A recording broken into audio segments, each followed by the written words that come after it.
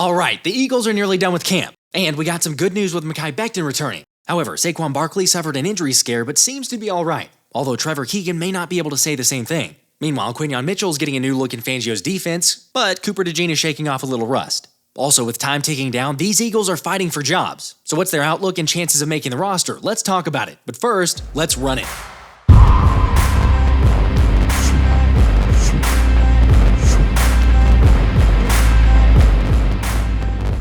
What's up, guys? Do me a favor and drop a like, because if this video gets over 2,000 likes, then I'll do a special Philly special giveaway on my live stream Thursday, which, again, Thursday because I'm going to be out Friday. By the way, for those in the Underdog Fantasy League, just a quick reminder that you don't have to take the full 8 hours to make a pick. It's about damn time. I haven't gone to the bathroom in a day and a half. I'm just saying, we don't necessarily have to take 2 weeks if we don't want to on this entire draft here. So, if you want to get the picks in a little bit quicker, that would be great. Also, for those of you that missed out, I got a couple messages saying that you didn't get in on time. Good news, we got another draft league coming up, so link in the description, also in the comments if you want to join that one. But enough of that, let's get into practice with some fantastic news that Mekhi Becton was back in action, after leaving on Sunday with a right leg injury scare and not returning. Of course, we did get a fairly quick follow-up from Jeff McClain saying the injury wasn't serious, but obviously you never know exactly what that means. However, according to the Inquirer, the test came back negative, so good news, and then the better part was seeing the mountain not listed on the injury report and getting work in pads. Plus, just FYI for those wondering, Landon Dickerson seemed good to go as well, despite also getting banged up on the last practice. And the same could be said for several other guys too, like tight end EJ Jenkins, wide receiver Joseph Ngata, defensive tackles Moro Ajomo and Gabe Hall, and Lane Johnson all getting back on the field. Granted, the feeling of fall weather with the weather in the upper 60s probably didn't hurt the motivation of players wanting to get back on the field. I mean, let's be real, just the idea of cooler temps and regular season football being about 17 days away is crazy, like we've literally almost made it. At the same time, while we're all ready, and sure, some of the players are, there's still some ironing out to be done and wrapping up positional battles and final roster cuts. Which, reminder, the Eagles will have to cut down about 37 guys to get down to 53 by August 27th, so about a week. But that doesn't mean there's not time for guys to make a push and lock up a roster spot or even a starting position, with Vic Fangio and Kellen Moore not officially committing to anything at this point. And heck, as you can tell from the last couple practices of the defense winning, especially thanks to a concerted effort to blitz, the new coordinators aren't done tweaking. That's the beauty of training camp, is you get different types of installs throughout the whole month, and we got some great work the last few days just from pressure standpoint. Vic, obviously, in his installation process is going through that, and so it's great stuff. It's great stuff because it requires all 11 to be on the same page, all 11 communicating, taking care of business.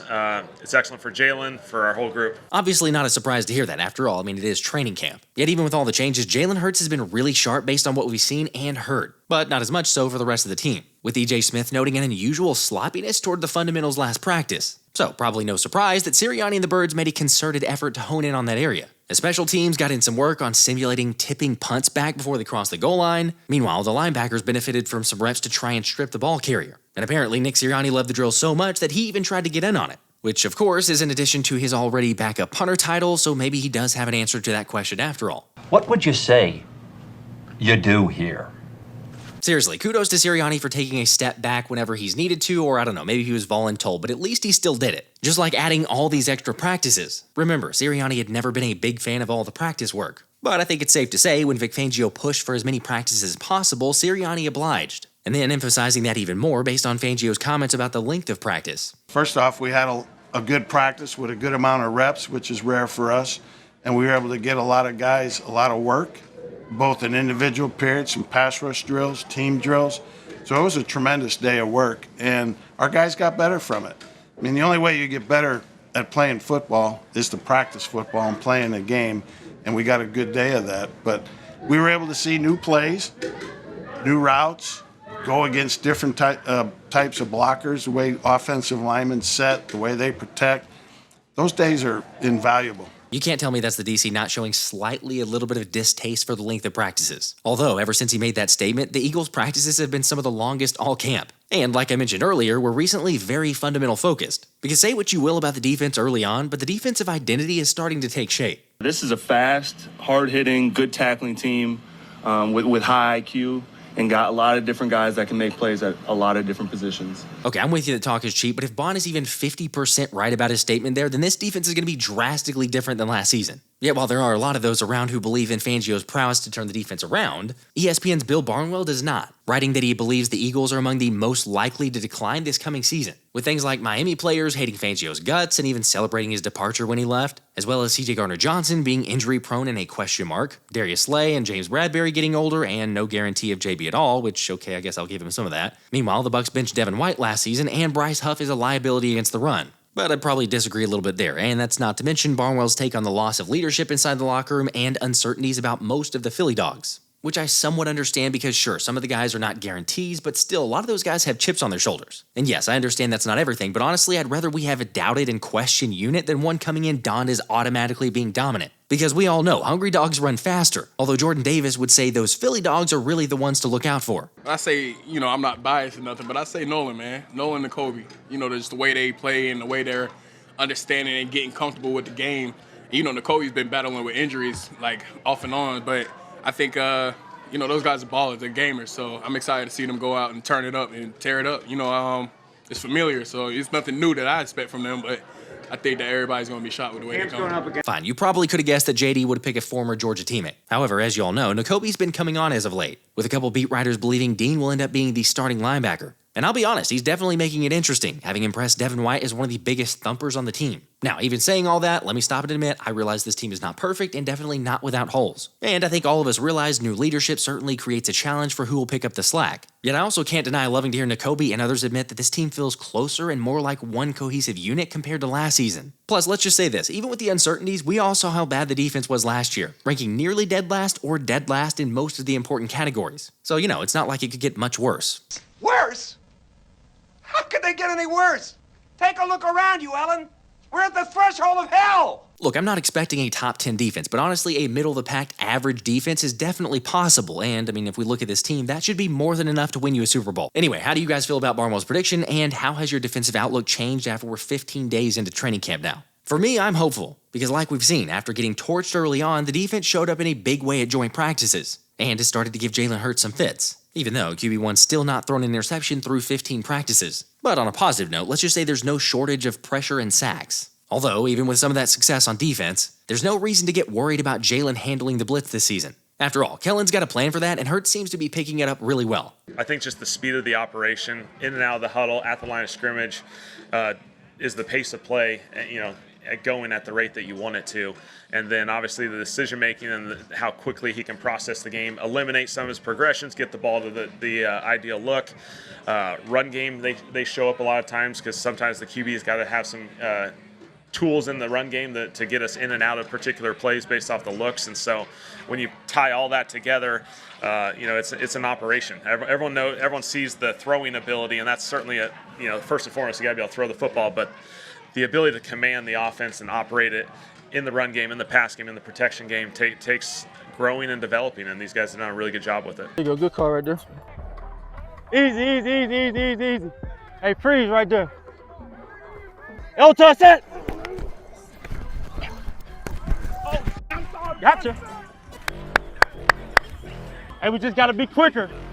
We got to be quicker. It's no wonder we've gotten reports of Jalen Hurts taking over this offense, while, also looking a whole lot more confident out there. Which is why I think it's just about a lock that we're going to see a different Jalen this season. But talking about locks, the starting corner spot may be far from it, despite Tim McManus reporting that Isaiah Rodgers is likely considered the front-runner for the spot opposite of Slay. Because as Andrew DeCecco and others noted, Vic Fangio elected to start his defense with Zack Baun and Devin White for the linebackers, and then Slay and Quinyon Mitchell as the starters in the base defense. That had literally only been Zay or Kelee Ringo up to this point. Of course, I should mention that Martin Frank recognized that when the defense went into the nickel package, that Q moved inside and Rodgers was the other cornerback on the outside. Yet again, that's still very noticeable considering that we hadn't seen Q starting outside. Anyway, the good news is that basically the entire defense was at full strength. And the offense is getting there, with guys not practicing being Matt Hennessy with his back, Albert O in the abdomen, John Ross, his concussion, Tyler Steen with an ankle, Caden Stearns still dealing with a knee, and Johnny Wilson going through the concussion protocol. Naturally, the hope is that J-Dub recovers pretty quickly from the violent concussion he suffered against the Patriots in joint practice. However, I had some people saying, bro, he just suffered a concussion, he's not going to be out for the full season, which obviously I totally understand that. Yet suggesting to trade for a guy like Adam Thielen or a John Mechie isn't because anyone views Johnny as likely out long term. It's just that I don't think you want to rely on a wide receiver 3 out of what we have if AJ or Smitty were to get injured.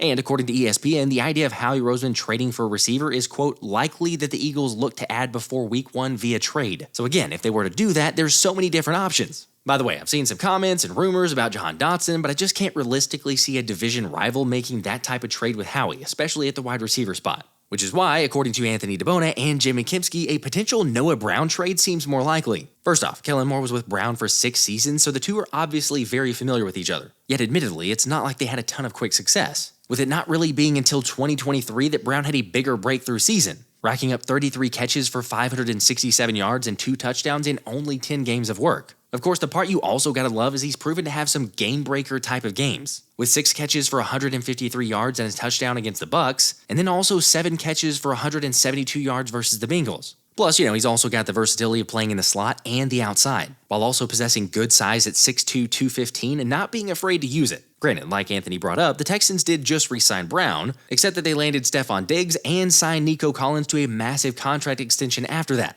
So, maybe he's not as valuable to them anymore. Or I know this would be crazy, but what if Howie Roseman swooped in to trade for Treylon Burks, who's another guy that Anthony mentioned, and ironically is the dude that Tennessee ended up selecting from the deal that landed them Philadelphia's pick for AJ Brown. I don't know, that one also doesn't seem as likely to me, but I still can't help thinking there's going to be some sort of trade for wide receiver 3. But for the time being, Philly's going with a wide receiver 3 by committee approach, as the group worked on creating a little more separation in drills. And let's just say this, definitely good to see Parris Campbell back with the group from the groin injury. Although speaking of separation, if you're AJ Brown, then you're just always open and don't even have to worry about that. As Slay actually had some pretty good coverage, but AJ made a ridiculous back shoulder one-handed catch in 1v1s. Not that you needed proof of Swole Batman being unguardable. But then later, one hit 11 for 6 while being guarded by Quinyon Mitchell. And then despite trash-talking Jalen earlier, CJ went over to let QB1 know that was a great play. Honestly, the only thing AJ did poorly on that play was the follow-up punt. But for real, and I think we already know this, but seeing that connection, it's only going to get more unstoppable this season. Just like the bread man on defense, as Jalen Carter broke through the O-line to deflect a Kenny Pickett pass. However, EJ Jenkins actually ended up making a great grab despite the deflection, which based on media reports is looking like Jenkins is the favorite for that tight end 3 spot. However, JC wasn't done making plays, as later he immediately got into the backfield to bring down Saquon for a loss, and also constantly put pressure on Jalen in the offense.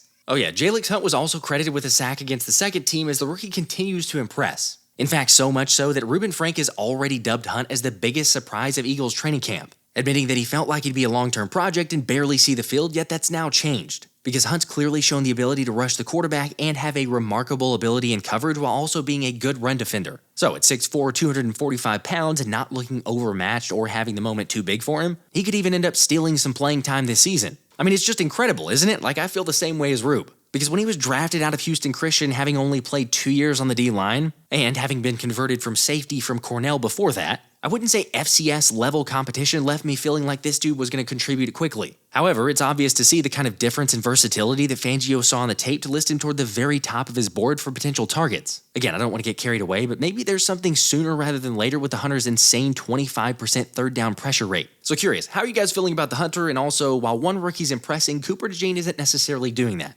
At least yet in training camp. But yeah, the dude's just now getting into team drills and still on a pitch count, so no reason to have super high expectations yet. Although Coop is ready mentally, with DB coach Christian Parker saying DeJean's ready mentally and he just has to prove it now physically. Which case in point is Coop was apparently getting routed up on all of his one-on-one work against Britain Covey, and apparently not even staying that close. Again, it's incredibly early, so no reason to get concerned about his ability or potential. Coop's gonna be fine. Granted, no offense to Covey, but I hear you, it's not like he was guarding Devonta Smith, who later put Kelee Ringo on a poster with a deep pass for a touchdown, and was still able to haul it in despite Ringo being called for pass interference on the play anyway. But, that is just Smitty. Also, speaking of good receiver play, Ainias Smith had his best practice so far, with several members saying that his route running looked crisp and he made a couple great grabs and drills. Plus, just seemed to give off more confidence than we'd seen in the past, which is good for him because let's be honest, he's fighting for a job. Yet he's not the only one, since that's what Parris Campbell said, especially after being out for over a week with a groin injury and missing some time to earn the wide receiver 3 spot. And look, I think we all realize the 27-year-old's shown an ability to make plays when he's on the field.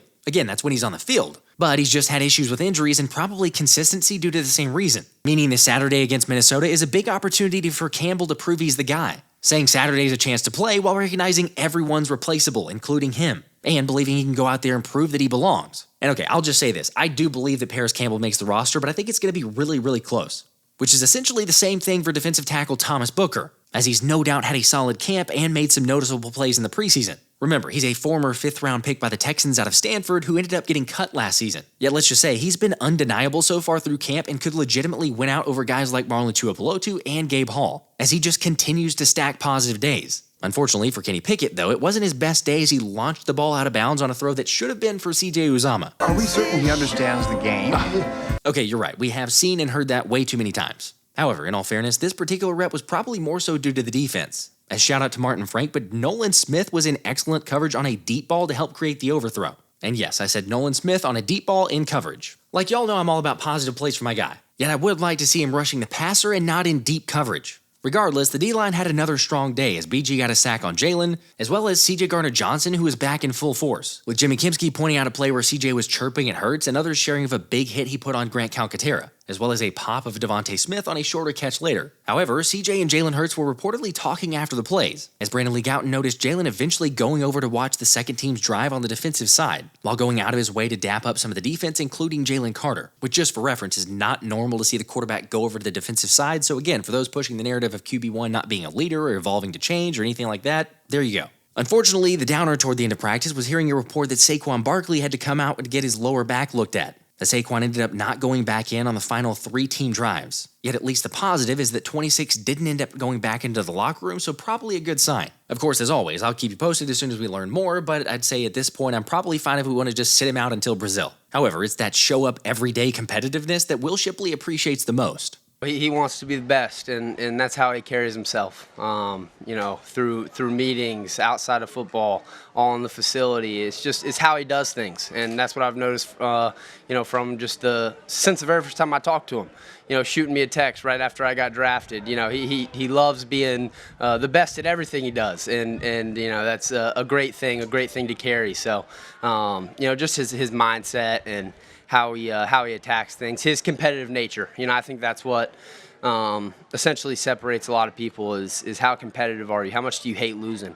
And he hates it a lot. Being around him for the couple months that I have, it's been awesome to see, just to be able to, I think I'm very similar in that sense in terms of my competitive nature. So to be able to kind of work with him on that and seeing how he handles it and how he's been able to navigate through that and be as good as he is has been awesome for me. What's the best piece of advice he's given you so far?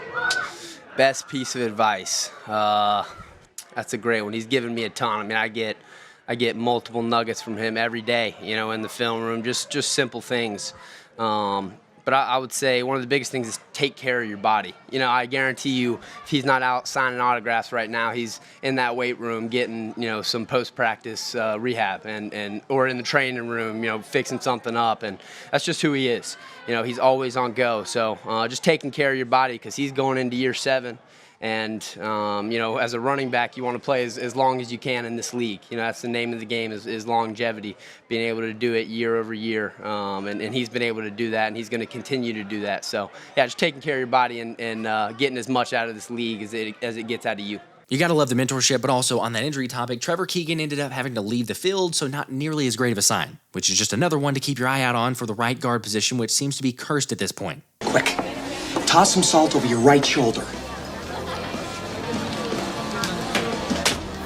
What the hell? I'm up for whatever it takes at this point, because quite honestly, we had Steen and then Becton and now Keegan, which is leaving Nick Gates as the apparent right guard fill-in. And look, I think we've all said this, but it's going to come down to the team's health for this team's ceiling, and honestly, it's not starting out great. Anyway, with those injury concerns, the Eagles have modified their practice schedule again, as they'll still practice on Wednesday, but instead of practicing Thursday too, they've moved it to a walkthrough and then a day off before the final preseason game Saturday. Meaning tomorrow, or whenever you're watching this today, is the final open practice to the media for training camp. Which is, like I say, it's crazy that we've reached this point, but that means that we're that much closer to the regular season. So in that case, do me a favor, hit that like button, make sure you're subscribed, and I'll catch you on the next one. This has been the Philly Special.